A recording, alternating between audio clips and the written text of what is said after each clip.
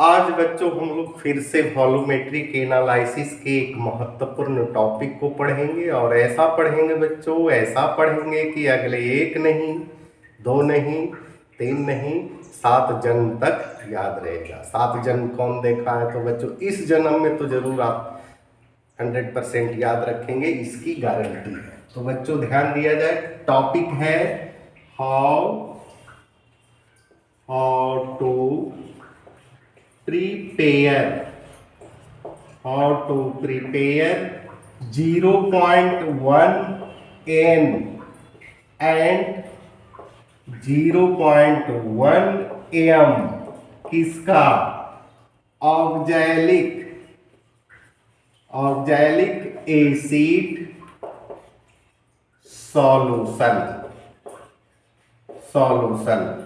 सबसे पहले बच्चों हम लोग क्या देखेंगे? ऑक्जेलिक एसिड के फॉर्मूला को, यानी ये ऑर्गेनिक एसिड है और वीक एसिड है। इसका फॉर्मूला होता है C2H2O4, या इसको आप ऐसे भी लिख सकते हैं, कार्बोक्सिलिक एसिड का मेंबर है COOH और यहाँ करेंगे COOH।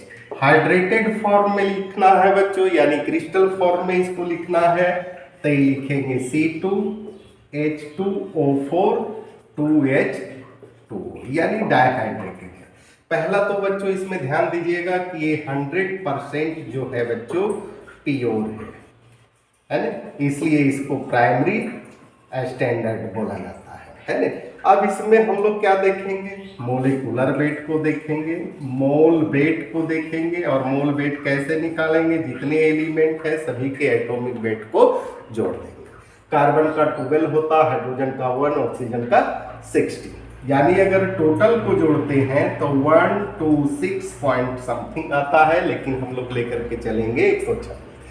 अब बच्चों इसमें ध्यान दीजिएगा, चूंकि नॉर्मेलिटी है तो इक्विवेलेंट वेट भी आएगा, और इक्विवेलेंट वेट टॉपिक बच्चों इतना बेहतरीन ढंग से दिया हुआ है कि आप एक बार जरूर देखेंगे, क्योंकि इक्विवेलेंट वेट कई चैप्टर में आपको पछाड़ेगा।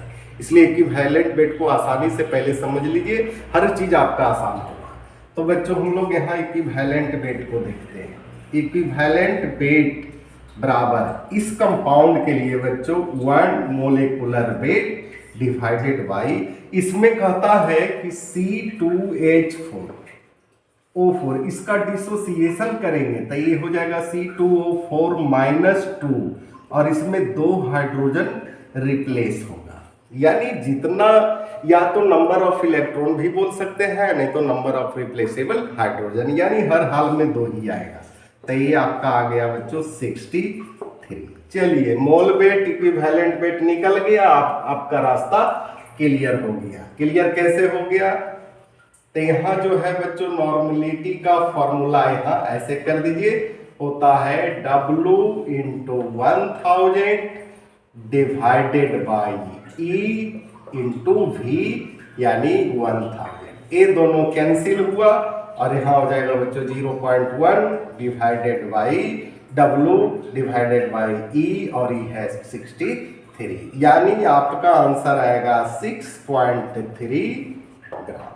कितना आसान है बच्चों। उसी तरह से मोलेरिटी इसका दिया हुआ 0.1 है, इसका फॉर्मूला W × 1000 लिखेंगे, लिख दिए, डिवाइडेड बाई M × 1000 लिखेंगे, दोनों कैंसिल होगा, यानी 0.1 = W / 126, यानी W बराबर 0.1 × 126, यहाँ पॉइंट से काटेंगे, यानी यहाँ आ जाएगा 12.6 ग्राम। यही है बच्चों इस प्रॉब्लम के ये दोनों सॉल्यूशन। इसी के साथ बच्चों